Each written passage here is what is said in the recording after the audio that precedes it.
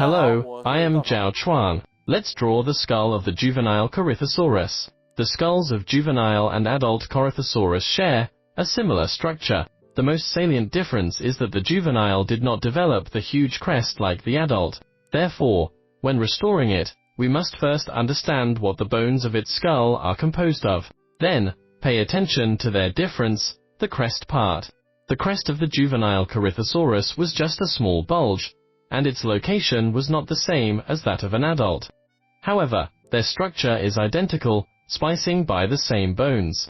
The proportions of the juvenile Corythosaurus also differed from those of the adult. In ratio to the skull, the eyes of the juvenile were relatively larger than the adult's. The juvenile's mouth appeared smaller, and the back of the juvenile's head was rounder. All these are subtle details.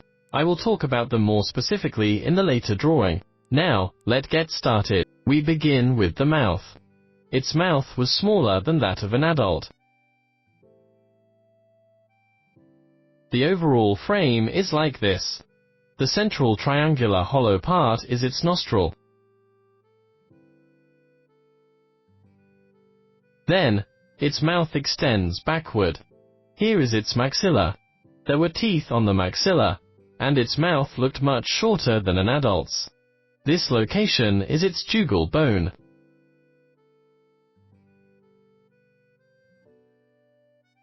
We can draw some shading here to make this part darker. When it closed its mouth, the lower teeth aligned with its upper jaw and bit together.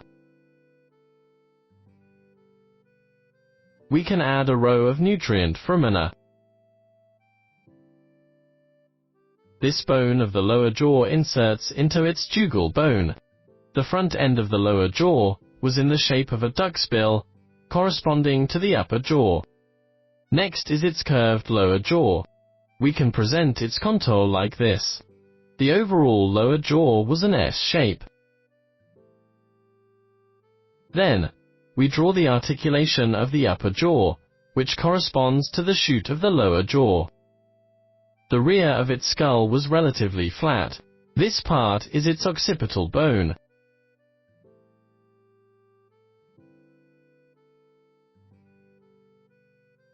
Then, let's draw its oblique temporal fenestra.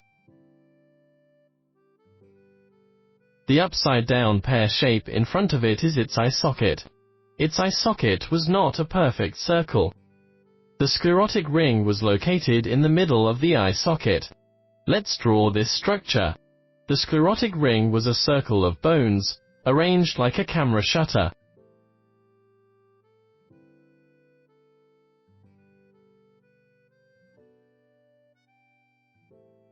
Above its eyes was a bone that extended forward to connect with its nasal bone.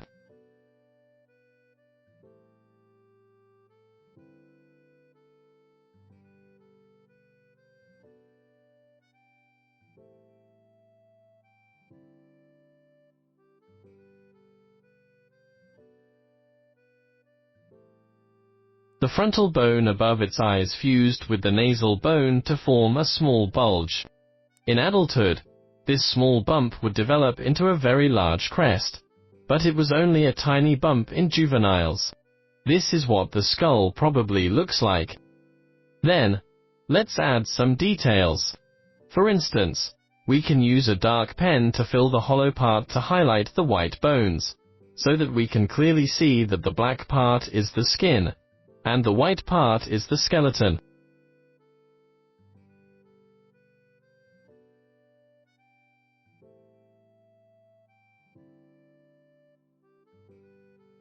A very thin layer of keratin was tightly attached to its nose.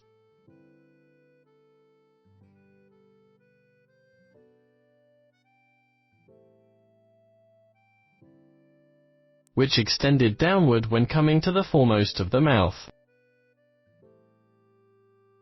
Then, draw the skin on its underside. The throat can be made thicker and slightly drooped down.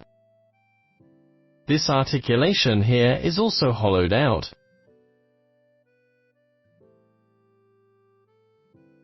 Show a tiny part of its neck.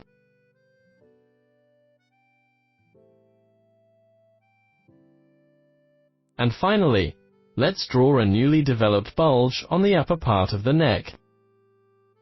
Like this, we've finished drawing the skull of the juvenile Corythosaurus.